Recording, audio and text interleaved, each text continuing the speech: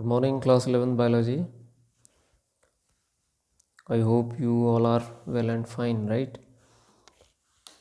And now today we are going to see the already in first part of second chapter, that is biological classification. First part we have completed of 5 kingdom classification, and about them all we have to study. So 5 kingdoms were Monera, Protista, Fungi, Plantae and animalia. अब एक एक करके उन सब के बारे में हमको पढ़ना है ना. तो आज शुरू करेंगे हम kingdom Monera. So first let us see it's introduction. अब देखो जैसे नाम है ना किंगडम, तो ये किंगडम मीन्स एक बिग यूनिट है. जैसे एक राज्य होता है किसी राजा का, तो वो किंगडम कहते हैं उसे. तो ऐसे ही एक किंगडम लिविंग एनिमल्स का एक बिग ग्रुप है, उसे हम क्या कहेंगे, kingdom.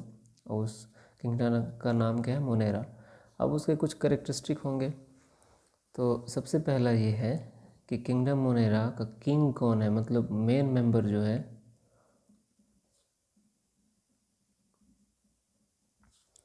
Main members are bacteria. जब भी हम मोनेरा की बात करते हैं that means we are talking about bacteria. Okay, ठीक है. फिर जनरल करेक्टरिस्टिक्स में दे आर प्रोकैरियोटिक. जितने भी मोनेरा के एनिमल्स हैं वो कैसे हैं, प्रोकैरियोटिक. और दे आर यूनिसेलुलर, मतलब एक ही सेल है. मतलब लेवल ऑफ ऑर्गेनाइजेशन क्या है, यूनिसेलुलर और सेलुलर. तो ये तीन चीज़ें बहुत इंपॉर्टेंट हैं. Monera means we are talking about bacteria, they all are prokaryotic and they are unicellular. ठीक है. और थोड़ा आगे चलते हैं. They are most abundant. Most abundant मतलब कि पूरी दुनिया में पाए जाते हैं ये. दे आर मोस्ट अबेंडेंट मतलब जहाँ हम सोच भी नहीं सकते कि यहाँ लाइफ हो सकती है, there you can find the bacterias. मतलब -50 डिग्री या 90 to 100 डिग्री सेल्सियस या below kilometres of the earth, deep into the earth, even volcanoes. मतलब जहाँ हम सोच भी नहीं सकते कि यहाँ लाइफ हो सकती है, there also life is present in the form of bacteria. So they are more abundant, most abundant because they are adapted for different climatic conditions.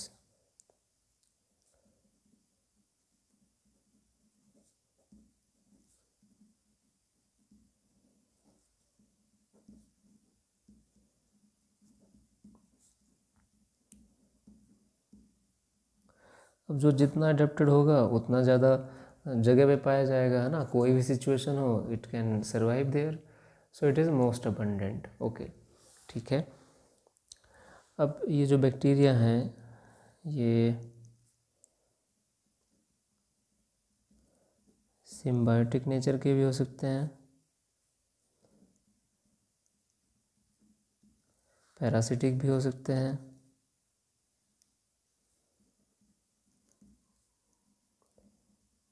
और ऑटोट्रॉफिक भी हो सकते हैं. मतलब बैक्टीरिया ऐसे हैं जो अपना खाना खुद भी बना सकते हैं, किसी के साथ मिलकर रह सकते हैं, या किसी दूसरे की बॉडी में रह कर के अपना फूड गेन करते हैं. So they may be parasitic और also you can say they are pathogenic, मतलब ये बीमारी भी कॉज कर सकते हैं. ठीक है, दिस इज देयर नेचर. ये न्यूट्रिशन की बात कर रहे हैं इनकी. ओके, अब देखते हैं थोड़े मॉर्फोलॉजी, बैक्टीरिया की मॉर्फोलॉजी. मॉर्फोलॉजी मतलब दिखते कैसे हैं बैक्टीरिया.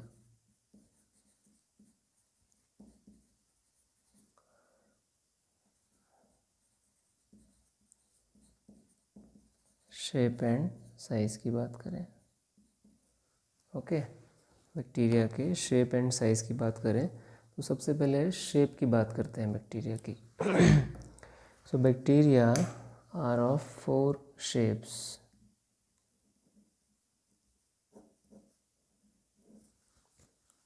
सबसे पहला तो वो हो सकता है राउंड हो. ठीक है। दूसरा हो सकता है वो ऐसे स्पाइरल फॉर्म में हो,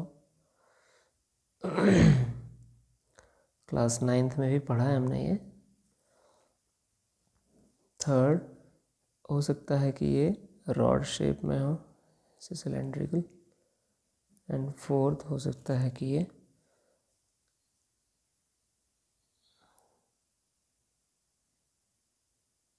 कॉमा शेप में हो। सो इट इज़ व्हाट, राउंड। कैसा फॉर्म है, स्पाइरल। ये कैसा फॉर्म है, रॉड। ये कैसा फॉर्म है, comma. So these are 4 basic shapes that are found in bacteria, but इनके कुछ नाम है ना, इनके नाम देखते हैं। जैसे राउंड शेप को हम बोलते हैं cocci. Round shape bacteria are called as cocci, या शेप को आप कह सकते हैं cocci shape. Then spiral are spirilla, नाम से ही क्लियर है। रॉड शेप को हम बोलते हैं बेसिलाई।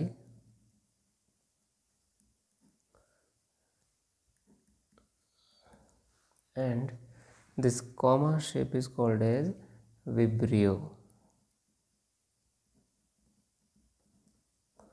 ये बहुत ही इम्पोर्टेंट इन्फॉर्मेशन है जो हमें कई बार एग्ज़ाम में पूछा जाता है, कॉम्पिटिटिव एग्ज़ाम में, तो ये आप याद रखेंगे प्लीज़।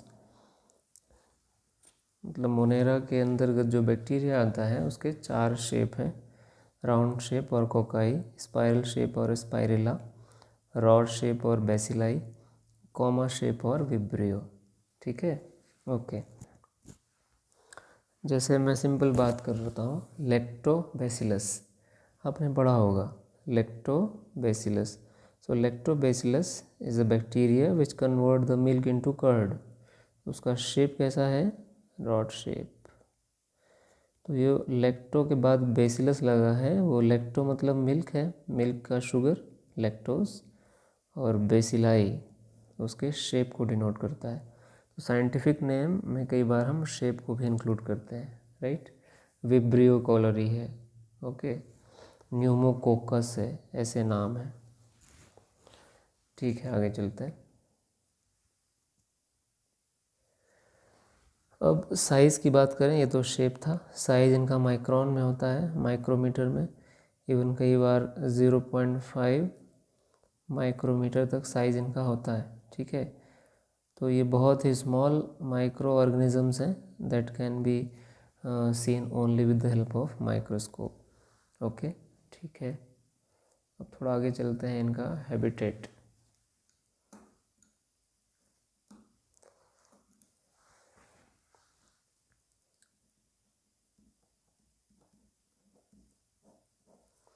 हैबिटेट मतलब लिविंग प्लेस। तो ये कहाँ कहाँ हो सकते हैं, they may be in air, they may be in water, they may be in soil, they may be in animals, animal की बॉडी के अंदर, they may inside the plants etcetera, कहीं भी हो सकते हैं, राइट, ओके। वाटर में भी, हॉट वाटर में भी हो सकते हैं, कोल्ड वाटर में भी हो सकते हैं, सॉइल के अपर लेयर में भी हो सकते हैं, इनर लेयर में भी हो सकते हैं। So means these are their habitats, okay. थोड़ा और देखते हैं मोनेरा का न्यूट्रिशन। बता चुका हूँ वैसे ऊपर में आपको, बट फिर भी न्यूट्रिशन का मतलब इनको खाना कैसे मिलता है। तो 2-3 मेथड हैं बल्कि, फोटो ऑटोट्रॉप्स, मतलब लाइट की मदद से अपना खाना बना सकते हैं, मतलब फोटोसिंथेसिस करते हैं। सेकंड क्या है, कीमो ऑटोट्रॉप्स, केमिकल से अपना खाना बना सकते हैं। और दे में भी हेटेरोट्रॉप्स, मतलब अपना खाना नहीं भी बना सकते।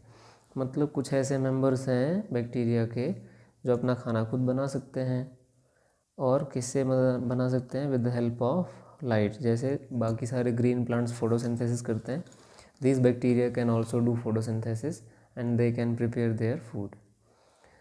Some bacteria are also present, those who can prepare their food but not with the help of light, but with the help of some chemical reactions, chemoautotropism. Okay, तो इस फोटोऑटोट्रोपिज्म तो आप जानते हैं, मैं ज़रा यहाँ पे कीमोऑटोट्रोपिज्म को क्लियर करता हूँ।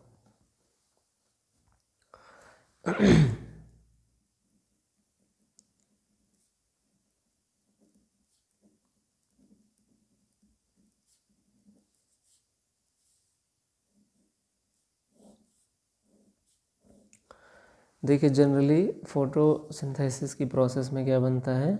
ग्लूकोज, ये आप जानते हैं। ग्लूकोज का फॉर्मूला C6H12O6। अब एज इट इज़ मत लिखना जैसे मैं बोल रहा हूँ, जो सेंटेंस है उसको अपने तरफ से फ्रेम करके जो आपको इजी समझ में आए वो देखना आप। फोटोसिंथेसिस का प्रोडक्ट क्या है? ग्लूकोज। उसमें लाइट यूज़ होती है ना, हम लिखते भी हैं कि 6CO2 plus light that in the presence of sunlight and chlorophyll this is formed, but here nothing is required. Simple क्या यूज़ होता है? Carbon dioxide and it is converted into glucose energy. तो एनर्जी कौन देता है? Energy यहाँ से देते हैं केमिकल्स। और फोटो मतलब ये फोटो ऑटोट्रोप मतलब फोटोसिंथेसिस के टाइम पर यहाँ एनर्जी कौन देता है? सन। तो यहाँ सन लाइट की ज़रूरत नहीं पड़ती, एनर्जी कौन देता है? केमिकल्स। अब कौन कौन से केमिकल्स हो सकते हैं? ये हो सकता है आयरन, ये हो सकता है सल्फर, राइट। तो ऐसे बैक्टीरिया जो आयरन से अपना ग्लूकोज बनाते हैं, आयरन की एनर्जी से, उन्हें बोलते हैं आयरन बैक्टीरिया। जो सल्फर से अपना बनाते हैं उन्हें क्या बोलते हैं? Sulphur bacteria. ऐसे बहुत सारे बैक्टीरिया हैं जो ऐसे केमिकल रिएक्शन से प्रोड्यूस होने वाली एनर्जी का यूज़ करके अपना फूड प्रिपेयर करते हैं। So they are called as कीमोऑटोट्रॉप्स। ठीक है, ओके, थोड़ा आगे चलते हैं।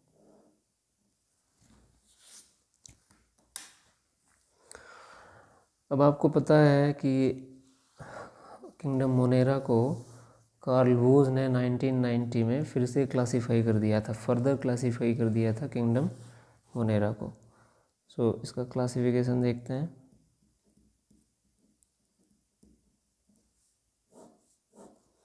सो kingdom Monera was further classified into two groups: Archaebacteria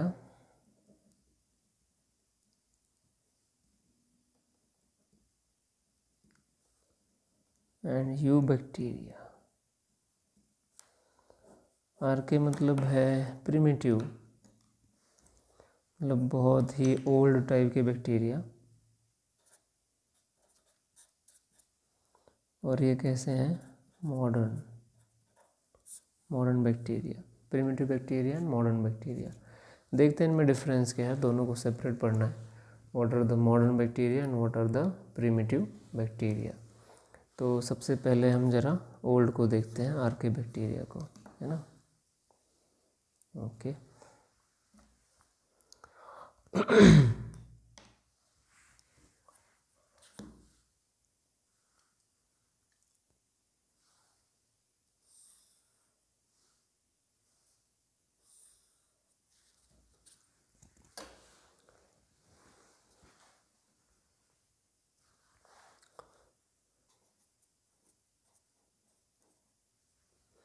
so आर्के bacteria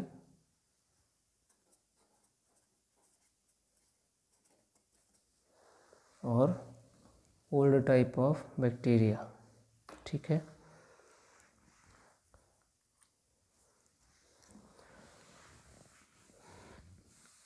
actually इनमें एक डिफरेंस है, जैसे थोड़ा यहाँ मैं शेप बना लेता हूँ बैक्टीरिया का। जनरल मॉर्फोलॉजी में हमने देखा नहीं उसे।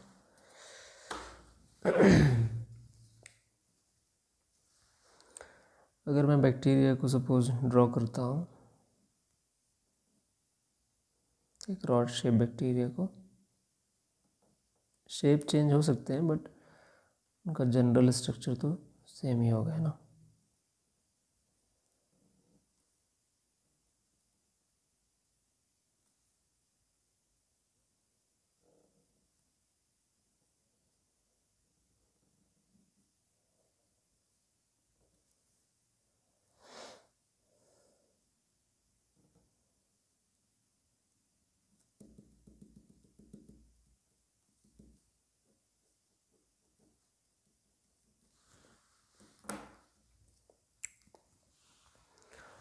तो आपके बुक में भी है, आप चेक कर सकते हैं बैक्टीरिया का size and shape. Okay.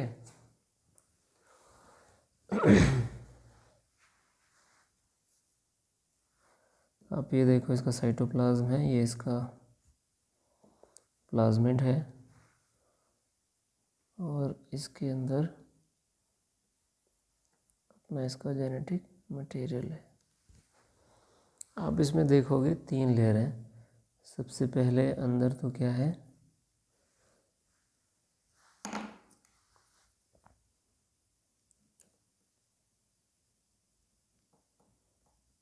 Cell membrane. Second layer क्या है,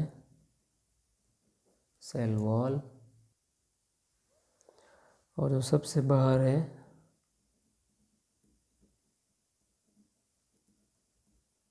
पेप्टाइडोग्लाइकेंस, मतलब प्रोटीन और ग्लूकोज से बना हुआ एक अलग से लेयर, जिसे आप क्या कह सकते हैं, कैप्सूल भी कह सकते हैं। ठीक है। तो ये तीनों स्ट्रक्चर हैं, मतलब 3 लेयर हैं बैक्टीरिया के। ये साइटोप्लाज्म है, ये इसका डीएनए है, और एक सर्कुलर डीएनए भी है जिसे हम कहते हैं प्लाज्मिड। ये याद रखेंगे, आपको बाद में बहुत काम आएगा प्लाज्मिड। ये तो डीएनए है जो उसके न्यूक्लियस, न्यूक्लियोइड में है। न्यूक्लियोइड के अलावा भी उसका एक और डीएनए होता है जिसे हम प्लाज्मिड कहते हैं। और कुछ क्या होते हैं इसमें, राइबोसोम्स। राइबोसोम, ये तो आपको पता है, क्लास 9th में अपने सेल ऑर्गेनल्स पढ़े हुए हैं, सेल के पार्ट्स हैं। तो अब देखते हैं कि ये जो बेसिक स्ट्रक्चर है इसमें दोनों में डिफरेंस है। आर्के बैक्टीरिया में ये थोड़ा सा जो अरेंजमेंट है थोड़ा डिफरेंस है, और यू बैक्टीरिया में थोड़ा डिफरेंट है। तो देखते हैं क्या डिफरेंट है। तो जो बाहर का लेयर है, सबसे पहला, they have cell wall is very thick. इनका जो सेल वॉल है बहुत थिक है, और साथ में जो बाहर का पेप्टाइडोग्लाइकेंस है, दे हैव कैप्सूल। मतलब जो बाहर की लेयर और सेल वॉल दोनों मिक्स होकर के एक बहुत ही टफ स्ट्रक्चर बनाते हैं, जिसके कारण ये बैक्टीरिया हर एक कंडीशन में सर्वाइव कर सकता है। Right, I think you are getting what I am saying, है ना। मतलब इस तरह के बैक्टीरिया में सेल मेम्ब्रेन तो अंदर है, और सेल वॉल और बाहर का जो स्ट्रक्चर है पेप्टाइडोग्लाइकेंस, ये मिलके किसको फॉर्म करते हैं, कैप्सूल, हार्ड कैप्सूल।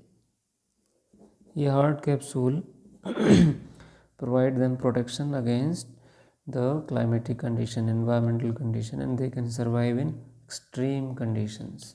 तो देखते हैं कहाँ कहाँ सर्वाइव करते हैं ये। ओके, इनके 3 टाइप हैं on the basis of place where they are surviving.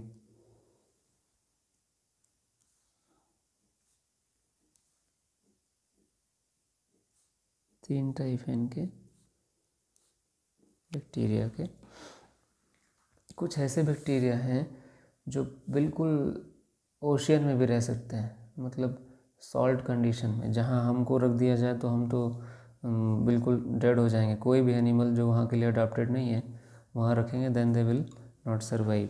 So the animal means the bacteria which are surviving in salty climatic conditions or salty habitat, they are called as halophiles.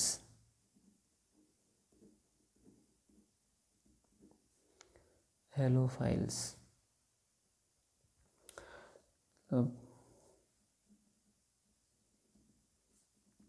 Survive in salt. ठीक है। दूसरा है जो बहुत ही high temperature पे रह सकते हैं, they are called as thermophiles, या सिंपली कह सकते हैं थर्मो एसिडोफाइल्स।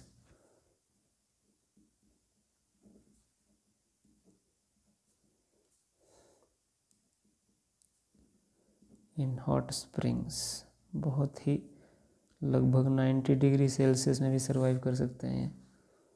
एंड जो थर्ड है वो they are present in the animals gut, they are also called as methanogens.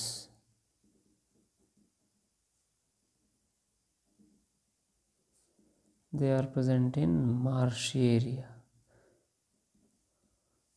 Marches you know, दलदली ज़मीन जहाँ कीचड़ होता है, उसे हम क्या कहते हैं, marshy area. So they are present in the marshy area.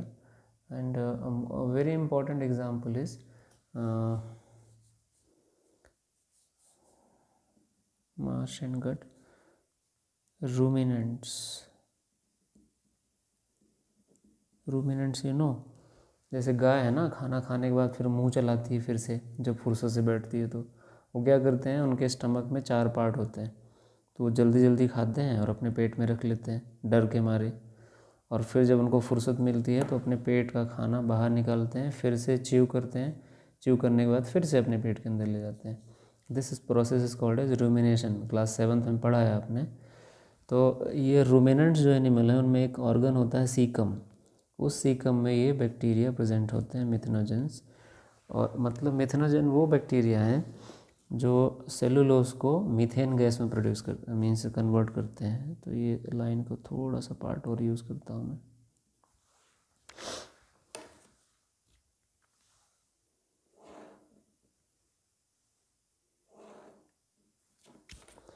Methanogens humans के लिए भी बहुत बेनिफिशियल हैं। वो क्या करते हैं, सेल्यूलोज प्लस मिथेनोजेन बैक्टीरिया, तो ये जितना भी सेलुलोज है उसको किस में कन्वर्ट कर देते हैं, मीथेन गैस में।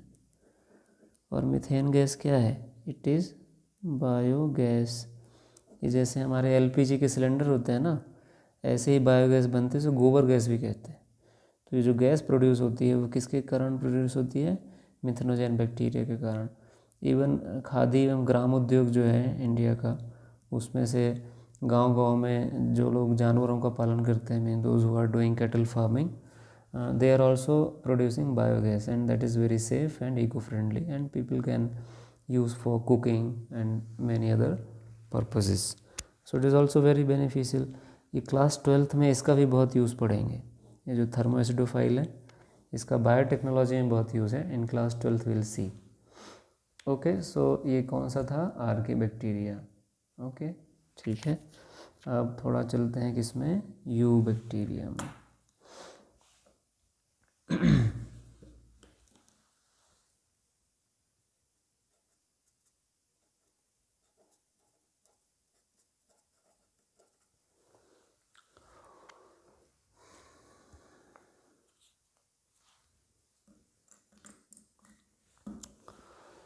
इनको हम ट्रू बैक्टीरिया भी कहते हैं, या मॉडर्न बैक्टीरिया।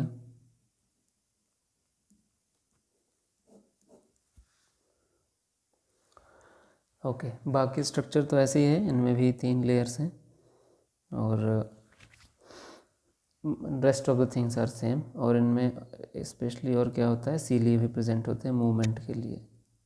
ठीक है, ओके। तो इनके करेक्टरिस्टिक्स लिखते हैं, दे में भी ऑटोट्रॉफिक, ऑटोट्रॉफिक में भी 2 आपको बताया ऑलरेडी, दे में भी कीमो और दे में भी फोटो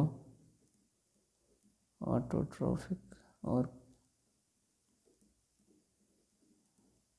ओके, दोनों तरीके से अपना खाना बना सकते हैं। तो देखते हैं इनमें कुछ एग्जांपल्स हैं। For example blue green algae,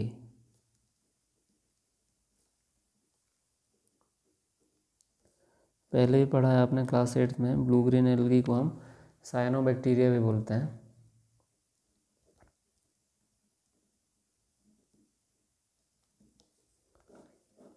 and they are photoautotrophic, मतलब अपना लाइट से खाना बनाते हैं। और they have chlorophyll a, green pigment. Chlorophyll कई टाइप के होते हैं, ABCDE, एटलीस्ट 5 टाइप के तो आप कह ही सकते हैं। तो उनमें से इनके अंदर कौन सा होता है? Chlorophyll A, and they can do photosynthesis. इसमें कुछ एग्जांपल्स हैं ब्लू ग्रीन एल्गी के। एग्जांपल है नॉस्टॉक और एनाबेना, ये बुक में है आपके, एनाबेना। तो पहली बात तो ये फोटोसिंथेसिस करते हैं। एक दूसरा प्रॉपर्टी है इनका, these both nostoc and anabaena, they can fix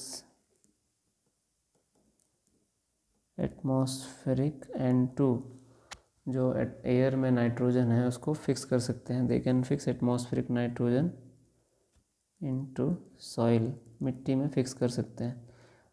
अब नाइट्रोजन क्या है? एक तरह का फर्टिलाइज़र है ना। It's very important. आपने क्लास 9th में पढ़ा होगा NPK, nitrogen phosphorus potassium. Plants की ग्रोथ के लिए तीनों का बहुत इंपॉर्टेंस होता है, तो उनमें से नाइट्रोजन भी अपना बहुत ही इम्पोर्टेंट रोल प्ले करता है। तो these bacteria has power to fix the atmospheric nitrogen in soil.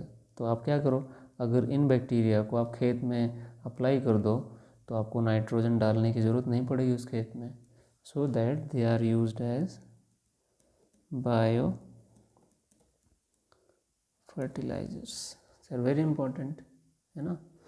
Okay, अब आपके बुक में एक डायग्राम बना है, मैं उसको आपको दिखाना चाहूँगा, है ना। ठीक है, तो ये एक फिलामेंटस ब्लू ग्रीन एल्गी का डायग्राम है आपके बुक में। It is in page number 19। It is filamentous blue green algae. अब आप देखो, थोड़ा क्लियर देखोगे तो सबसे बाहर की तरफ एक म्यूसिलेजिनस शीथ है, लिक्विड जैसा, और सेल्स ग्रीन है, जो डॉट्स हैं ये क्लोरोफिल हैं। लेकिन कुछ ये पर्पल कलर से शेडेड कुछ सेल्स दिख रही हैं। The cells are called as heterocyst. Actually पूरा बॉडी जो है वो नाइट्रोजन फिक्स नहीं करता। ये जो सेल्स हैं heterocyst, they are for fixing nitrogen. ये डायग्राम आप बनाएंगे अपनी नोटबुक में, right. This is filamentous, Nostoc है एग्जाम्पल, इसे हमने लिखा, दिस इज नॉस्टॉक। और नॉस्टॉक की कुछ सेल्स, नॉट ऑल, और उन सेल्स को क्या कहते हैं? Heterocyst. They have the capacity to fix the nitrogen. ठीक है, ओके, इसको मैं फिर से रिप्लेस करता हूँ।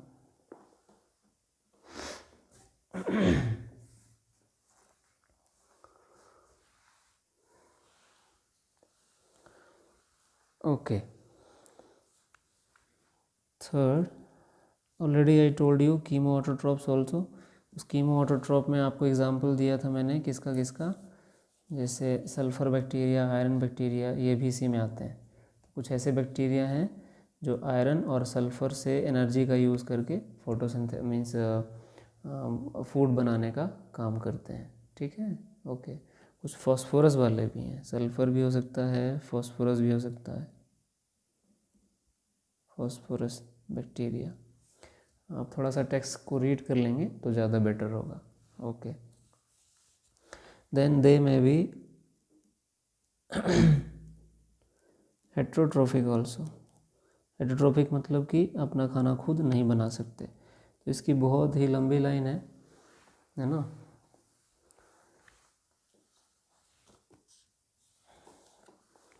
तो ये बेनिफिशियल भी हैं. For example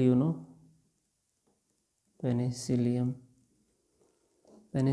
notatum, scientific name Penicillium notatum. ये बैक्टीरिया है जिसमें से वर्ल्ड का फर्स्ट एंटीबायोटिक्स बना था, है ना. एक मिनट, फोकस में कुछ प्रॉब्लम है. ओके. पेनिसिलियम नोटेटम ये हमारे लिए क्या देता है, एंटीबायोटिक्स.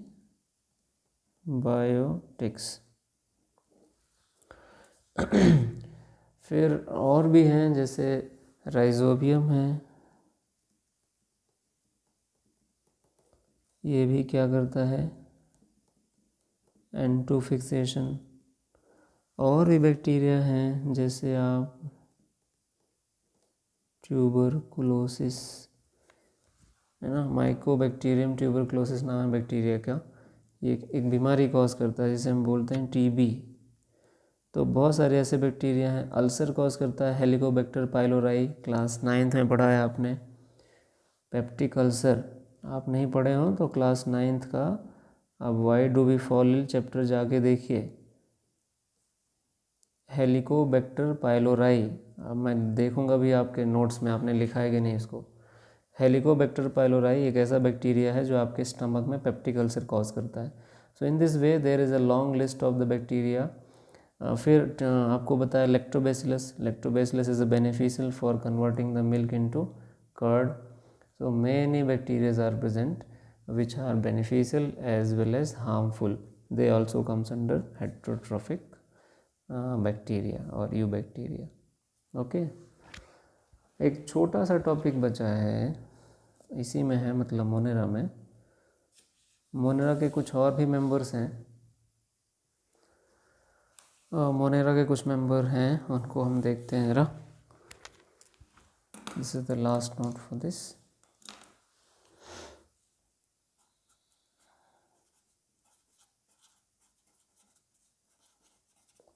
माइकोप्लाज्मा, ठीक है. Mycoplasma, they also comes under Monera. This also Monera, and they are smallest living organisms. सबसे छोटे अभी तक जितने भी ऑर्गेनिजम्स मिले हैं, बैक्टीरिया को छोड़ दें क्योंकि बैक्टीरिया को हम वायरस को छोड़ दें बिकॉज वायरस को हम एसेलुलर मानते हैं क्योंकि वो सेल है ही नहीं. But this mycoplasma are having cells, but they are different from bacteria because they don't have cell wall. इनमें कोई सेल वॉल नहीं होती, राइट. हमने यहाँ देखा है कि ये जितने ही बैक्टीरिया होंगे उनमें सेल वॉल है, but they don't have cell wall. So they kept in a separate group, that is mycoplasma. और इनको कई सालों तक बिना ऑक्सीजन के सर्वाइव कर सकते हैं. And they can cause many diseases in plants and animals. May be pathogenic, needs no oxygen for survival. Survival के लिए कोई ऑक्सीजन की ज़रूरत नहीं है, ठीक है. बस लास्ट में है मोनेरा के. अब इनमें रिप्रोडक्शन देखते हैं. रिप्रोडक्शन इन मोनेरा या बैक्टीरिया स्पेशली. तो बहुत सिंपल है. They reproduce by fission.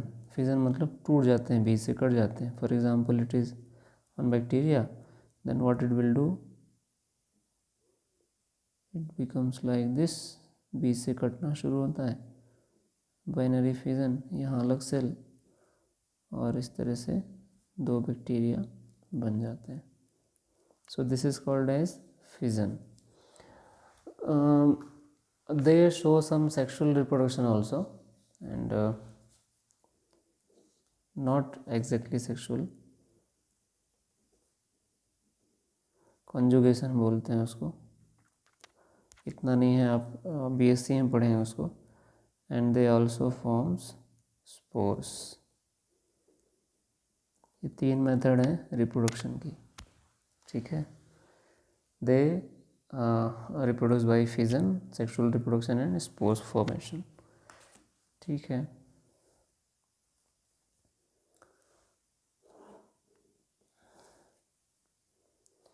अब जब आप क्लास 12th में पढ़ेंगे इवोल्यूशन, तो वहाँ पर ये ज़रूर काम आएगा बैक्टीरिया। अब देखो, ये जो बैक्टीरिया में हमने अभी पढ़ा, यहाँ राइबोसोम पढ़ा है ना आपको, राइबोसोम्स। तो राइबोसोम्स अगर ब्रॉडली पढ़ें तो दो टाइप के होते हैं, एक को बोलते हैं 70S और एक को बोलते हैं 80S। S for Svedberg unit, scientist का इनिशियल है जिसने ये नाम दिए थे 70S और 80S। 70S राइबोसोम थोड़े छोटे होते हैं, 80S राइबोसोम्स बड़े होते हैं। 70S राइबोसोम्स जो होते हैं वो प्रोकैरियोट्स में होते हैं और 80S जो होते हैं वो यूकैरियोट्स में होते हैं। लेकिन जो आप इंटरेस्टिंग देखेंगे कि देखो प्रोकैरियोट्स में क्या है 70S, लेकिन हम तो यूकैरियोट है ना, human body is eukaryote. But mitochondria में, माइटोकॉन्ड्रिया का अपना खुद का राइबोसोम होता है और इसमें होता है 70S। तो इससे ये पता चलता है कि जो यूकैरियोट्स हैं कहीं ना कहीं किससे बने हैं, प्रोकैरियोट्स से। मतलब हमने पढ़ा इवोल्यूशन क्लास 10th में, फ्रॉम सिंपल टू कॉम्प्लेक्स, तो ये थोड़ा कॉम्प्लेक्स हो गया, इसमें 80S भी आ गया और 70S भी है। तो जो माइटोकॉन्ड्रिया है उसको कहीं ना कहीं किससे रिलेटेड मानते हैं, बैक्टीरिया से। माइटोकॉन्ड्रिया को एक तरह का बैक्टीरिया मानते हैं। ये अगर आपको टाइम मिले then you can study mitochondria, क्योंकि इसमें देखो क्या क्या चीज़ें हैं। अगर आपने क्लास 9 ठीक से पढ़ा है तो माइटोकॉन्ड्रिया में भी अपना खुद का DNA होता है सर्कुलर, और उसमें अपना खुद का राइबोसोम होता है। सेम बैक्टीरिया में भी है उतना सर्कुलर DNA है, उसका खुद का राइबोसोम है। और राइबोसोम भी कैसा है, 70S, और mitochondria is also having 70S। So there is similarity between mitochondria and bacteria. तो बहुत सारे थ्योरीज हैं, but these are some evidences that evolution took place from simple to complex. Okay dear, take care, thank you so much.